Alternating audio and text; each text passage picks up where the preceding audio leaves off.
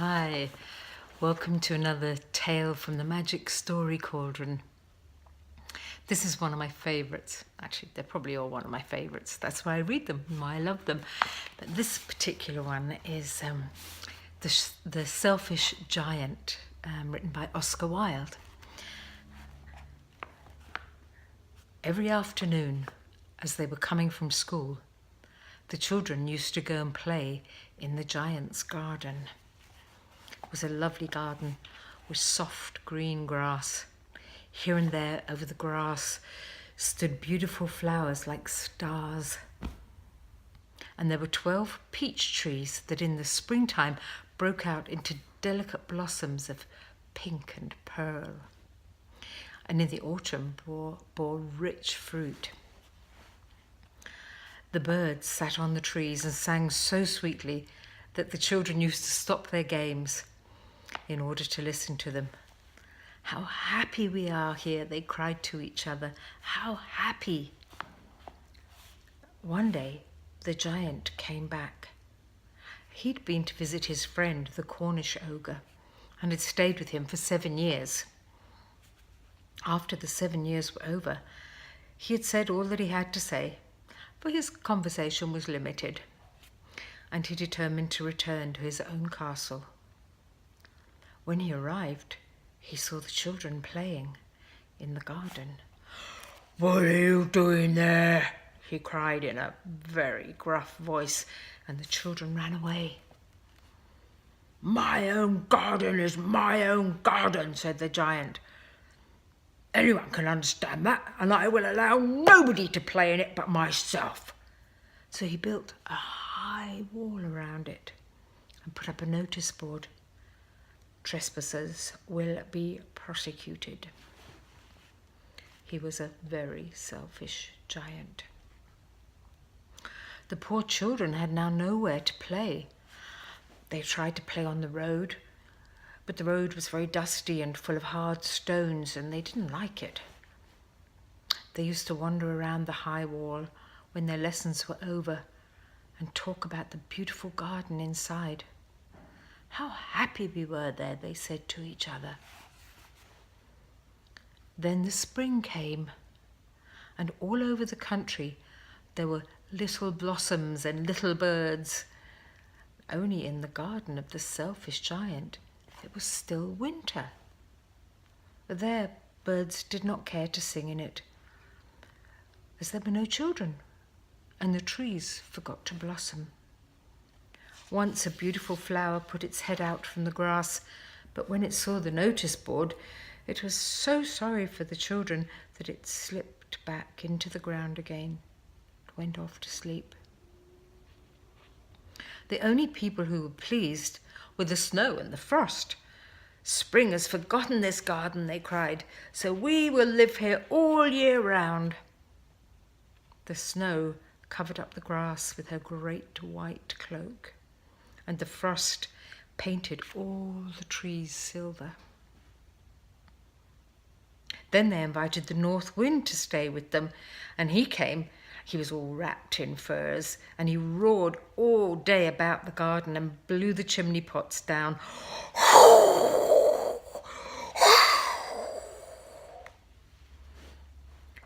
"This is a delightful spot," he said. "We must ask the hail to come and visit." So the hail came. Every day for 3 hours he rattled on the roof of the castle till he broke the slates, and then he ran round the garden as fast as he could go. He was dressed in grey, and his breath was like ice. "I cannot understand why the spring is so late in coming," said the selfish giant, as he sat at his window and looked out at his cold white garden. "I hope there will be a change in the weather." But the spring never came, nor the summer, nor the autumn. Well, the autumn gave golden fruit to every garden, but not to the giant's garden. She gave none. "He is too selfish," she said. And so it was always winter there. And the north wind and the hail and the frost and the snow danced about through the trees. One morning, the giant was lying awake in his bed, and he heard some lovely music. It sounded so sweet to his ears that he thought it must be the king's musicians passing by. It was really only a little linnet singing outside his window, but it was so long since he'd heard birdsong in his garden that it seemed to him to be the most beautiful music in the world. Then the hail stopped dancing over his head, and the north wind ceased roaring, and a delicious perfume came to him through the open window. "I believe that spring has come at last," said the giant, and he jumped out of bed and looked. What did he see? He saw a most wonderful sight. Through a little hole in the wall, the children had crept in, and they were sitting in the branches of the trees. In every tree that he could see, there was a little child, and the trees were so glad to have the children back again that they had covered themselves with blossoms and were waving their arms gently above the children's heads. The birds were flying about and twittering with delight, and the flowers were looking up through the green grass and laughing. It was a lovely scene, only in one corner it was still winter. It was the farthest corner of the garden, and in it was standing a little boy. He was so small that he couldn't reach up to the branches of the tree, and he was wandering all around it, crying bitterly. The poor tree was still quite covered with frost and snow, and the north wind was blowing and roaring about it. "Climb up, little boy," said the tree, and it bent its branches down as low as it could. But the boy was too tiny. And the giant's heart melted as he looked out. "How selfish I have been," he said. "Now I know why the spring would not come here.